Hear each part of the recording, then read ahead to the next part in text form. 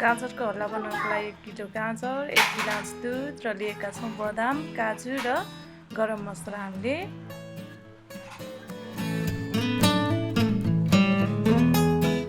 गाजरलाई चाहिँ हामीले कोरेर राखिसकेका छौँ।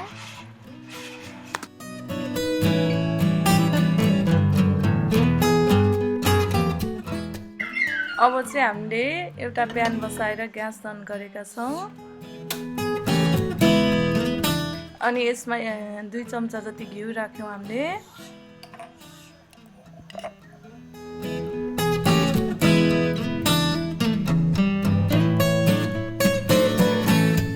प्यान तातिसकेको छ, यसमा मैले भुटाएँ सुकमेल,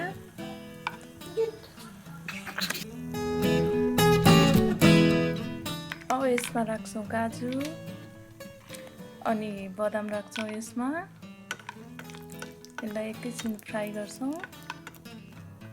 यो फ्राई भइसक्छ अब एकैछिनमा र हामी राख्छौँ यसमा गाजर।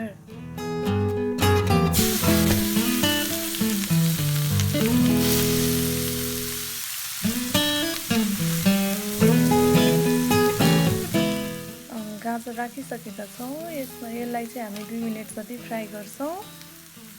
त्यसपछि यसमा हामी 1 कप दुध मिसाउँछौँ। यो 2 मिनेट जति फ्राई भइसक्यो। यसमा म 1 गिलास दुध मिसाउँदैछु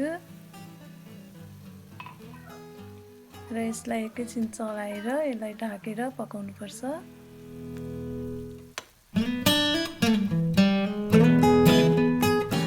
यो चलाइसक्यौँ। अब यसलाई हामी 15 मिनेट ढाकेर चलाउँछौँ। यसलाई बिचमा चेक पनि गर्छौँ फेरि।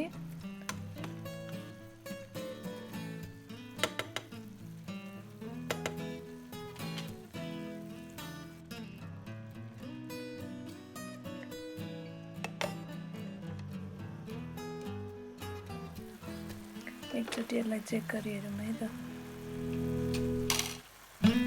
हेर्नुहोस् त, यसमा मजाले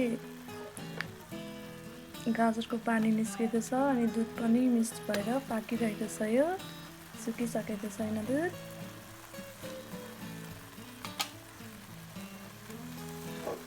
यसलाई फेरि ढाकेर छोडौँ है त। 15 मिनेट पनि भयो। यसलाई हेर्छौँ है त हामी एकचोटि। र हेर्नुहोस् रेडी हुँदैछ। यसको पानी दुध सबै सुकिसक्यो। अब यो रेडी भयो। अब यसमा हामी चिनी मिसाउँछौँ 1 चम्चा। तपाईले धेरै चिनी खानुहुन्छ भने धेरै मिसाउन सक्नुहुन्छ। यसलाई मिक्स गरौँ। अब यो गाजरको हल्वा रेडी भयो।